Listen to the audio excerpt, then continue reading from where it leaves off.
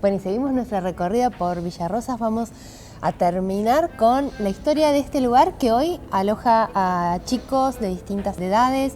Hay un jardín de infantes. ¿Pero qué fue este lugar? Bueno, sí, es la Casa del Niño en Villa Rosas, Sáenz Peña al 2100. Estamos dando vueltas todo cerquita, la estación de trenes, lo que era la fábrica de gas. Bueno, y este tiene una historia muy particular. Por un lado, es maravilloso, estamos en el patio interior del edificio que tiene el trazado original. Estamos hablando de una construcción de 1911, así que otra vez más de 100 años. Tiene el patio original con el sistema de galerías típico de la época, con columnas de hierro que tienen capiteles griegos, es decir, toda una mezcla de estilos y de materiales.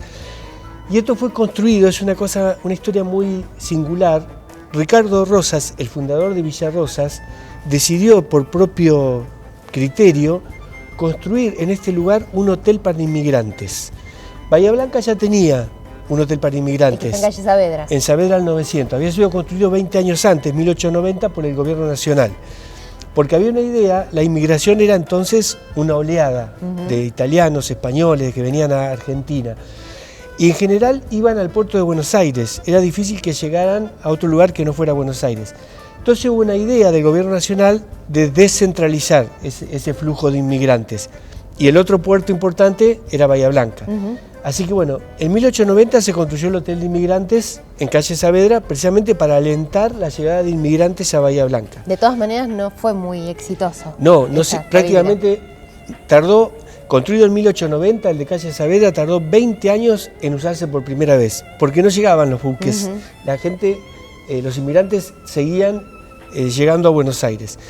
Pero Rosas tuvo la idea de construir un segundo hotel de inmigrantes en Villa Rosas, porque él en realidad quería que vinieran inmigrantes acá para que él después alentarlos a vivir en Villa Rosas. Él era dueño de todos los terrenos de Villa Rosas y además necesitaba mano de obra, necesitaba gente de trabajo, o sea que para él también de alguna manera era una estrategia tratar de llamar a los inmigrantes a este lugar.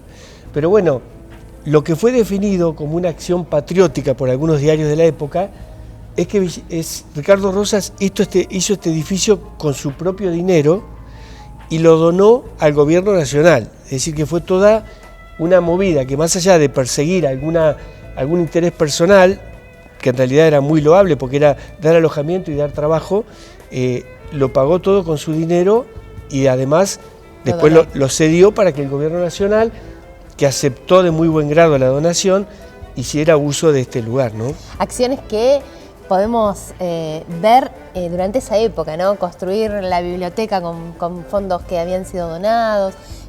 Son acciones que se ven en esa época en nuestro país. Sí, vos fíjate, por ejemplo, el Hospital Pena de Bahía Blanca se hizo porque un vecino, Luis Godio, donó 10 hectáreas de tierra. La cárcel se hizo porque un vecino donó.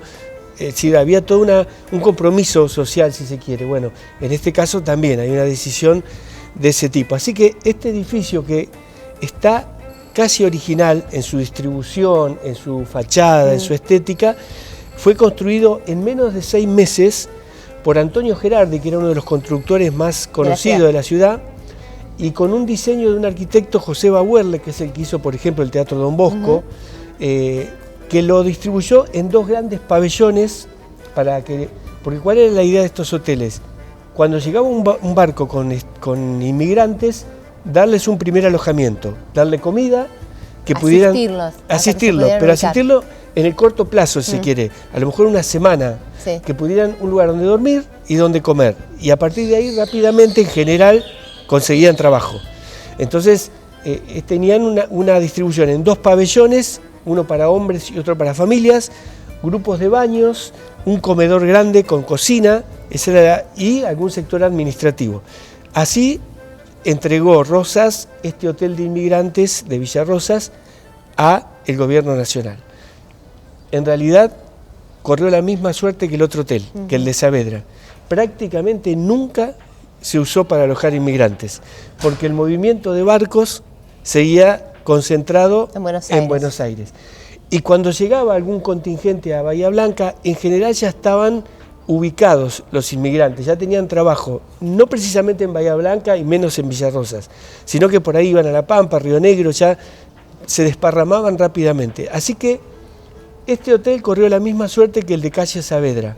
Funcionaron mucho mejor las asociaciones o las sociedades española, italiana, que daban cobijo y recibían a sus propios inmigrantes y les conseguían trabajo que el Estado en esa tarea. Por lo menos en el interior, porque el Hotel de Inmigrantes de Buenos Aires, que estaba en la zona de Retiro, es famoso, pero claro, ahí llegaban de a miles los inmigrantes y realmente no tenían dónde ir hasta acomodarse. Vamos a recordar cómo creció la población en Bahía Blanca en esos momentos. Pasó de ser un pueblo a convertirse en una ciudad. Hay que tener en cuenta, sí, está bien, porque fines del siglo XIX, 2.000 habitantes, ni siquiera era ciudad, era pueblo.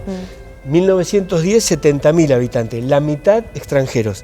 O sea que ahí es donde está esta idea de este hotel de inmigrantes, que te decía que al igual que el de Saavedra, terminó alojando fuerzas militares. Tanto este hotel como el que estaba en Saavedra se conocían como la sede del regimiento séptimo, quinto, fuerzas. ¿Por qué? Al estar en manos del Estado y el ejército necesitar lugar y no tener destino original, bueno, fue durante muchísimos años sede de distintos cuerpos militares. Hoy lo usan los chicos, con otra finalidad. ¿Y desde cuándo? Bueno, esto empezó en la década del 40, ya a este lugar llegó un patronato de menores, que había funcionado en Calderón, en el pueblo de Calderón, se había ido a Villa Harding Green y lo trajeron a Villa Rosas. Eso cambió el destino para siempre de este lugar, es decir, pasó a ser directamente un lugar para alojar menores. Primero este patronato de menores, después fue el hogar del niño y ahora es la casa del niño, donde se aloja chicos de 6 a 12 años que los padres trabajan, entonces tienen una alternativa de dónde dejarlos, de dónde los cuiden, dónde desayunar, en manos del municipio de Bahía Blanca. Y también funciona un jardín de infantes municipal, así que ya este lugar está consolidado desde hace más de 30 años en la Casa del Niño. Vimos las salas, son salas de chicos y cumplen un rol social trascendente, usando la estructura construida en 1911 por Ricardo Rosas para alojar inmigrantes. Y vemos muchas de las cosas que están acá son originales. Hablábamos de las columnas, de la distribución de este patio y probablemente este árbol también. Sí, uno no entiende tanto de árboles, pero uno sabe que el grosor del tronco del árbol indica los años que tiene y evidentemente si este árbol no es centenario, está cerca. Así que el trazado del patio es el original. Las galerías alrededor del patio eran típicas de las construcciones de la época. Cuando uno ve los conventillos, cómo eran esas estéticas de diseño, estamos en un lugar hermoso. Así que Villa Rosas te ofrece esa situación, una estación de ferroviaria, una fábrica de gas y este hotel de inmigrantes reconvertido, pero que permite ver parte de la historia original de Villa Rosas y también de la ciudad. Hoy nos salimos de los lugares tradicionales para conocer otras historias. Ya volveremos la semana que viene con nuevas para compartirlas con ustedes. Nos encontramos. Muchas gracias.